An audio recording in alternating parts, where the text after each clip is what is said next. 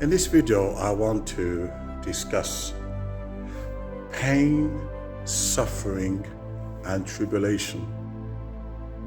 But I want to do it alongside of the story when Jesus was on the water, but he fell asleep. And Peter was so shocked. In fact, the disciples couldn't believe it. Here we have the master, and the master is taking a nap. The storm started to build around them. The sea started to roar. And the disciples screamed, "We are perished. We are finished."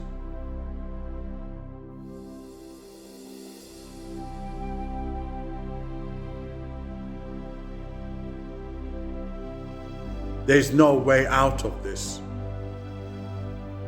Can you imagine being inside a storm in the middle of the ocean? And then suddenly you are faced with the laws of nature. Of course, you begin to panic. Even though the Messiah was in the boat with them, but they panicked. It tells you that human beings, we worry so much that even when God is on our side, we can't see it, because all we are focusing on is the things around us.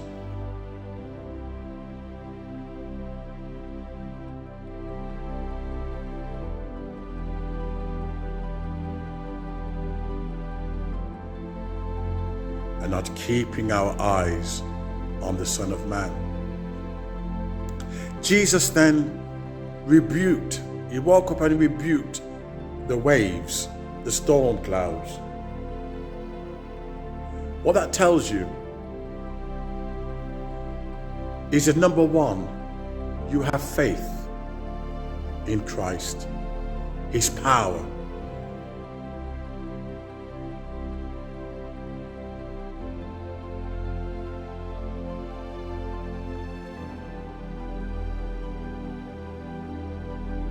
To calm the storms in your life. What that tells you, keep your eyes not on your problems, keep your eyes not on the things around you, but keep your eyes on Jesus.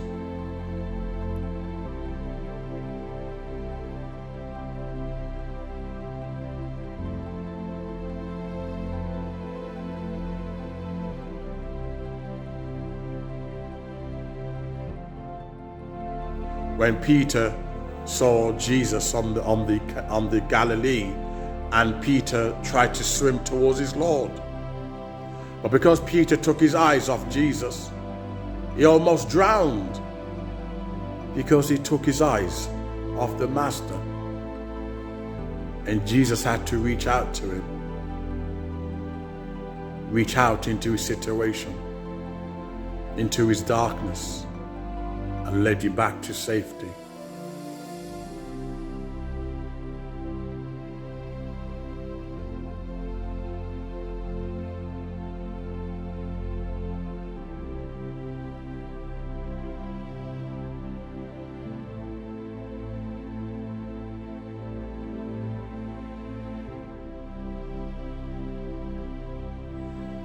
Lazarus, when he died, and I think it was 3 days, they said that his body now stinketh. There's no hope. Once you're dead, you're dead. Even scientists will tell you that. Once you're dead, you're dead. Especially 3 days, your body stinketh.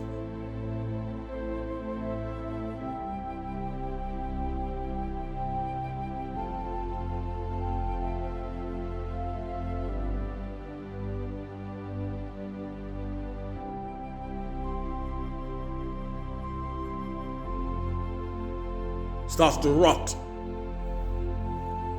And Lazarus' family says, "Lord, there's nothing you can do about the situation. There's nothing you can do about our pain, because Lazarus is dead.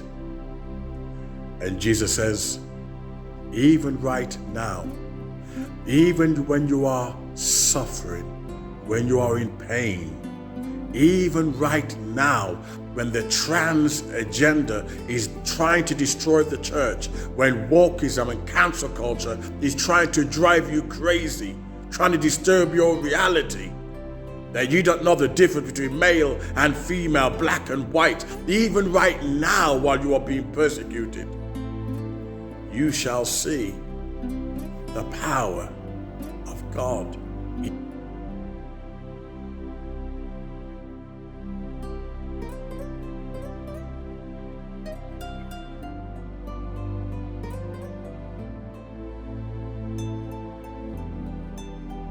Even right now, as we speak. And Jesus said, take me to where Lazarus is. And he spoke. Lazarus, rise, get up. He just spoke. No resuscitation, none of that nonsense, massaging the chest, like a lot of apologetics try to argue. He spoke into the dead. He spoke into the storms. He spoke into the darkness.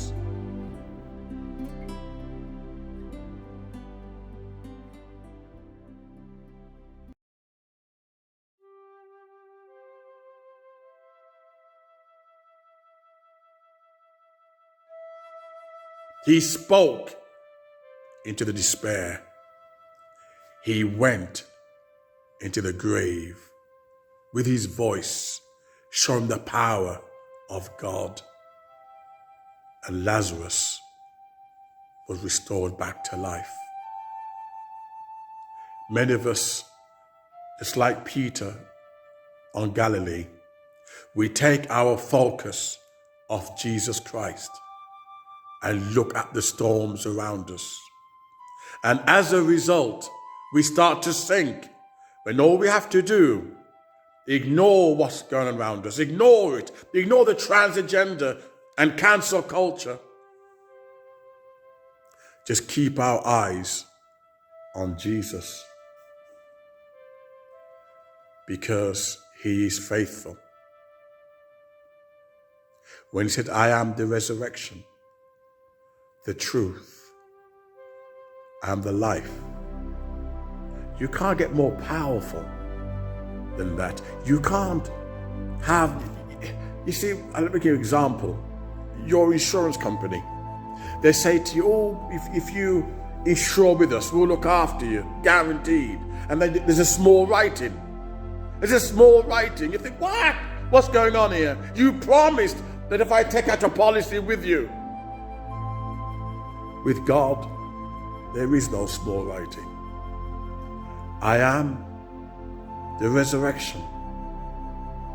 I will restore you back to life. I will take away your pain and your sorrow, because I am the truth. I came from heaven. Moses testified of me, and I am the life.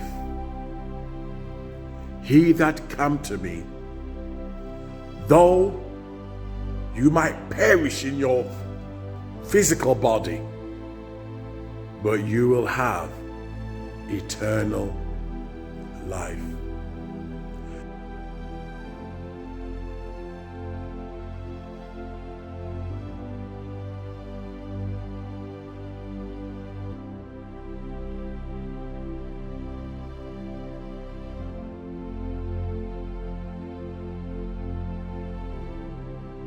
I want to share with you another time a powerful dream I had of the church on fire with King James.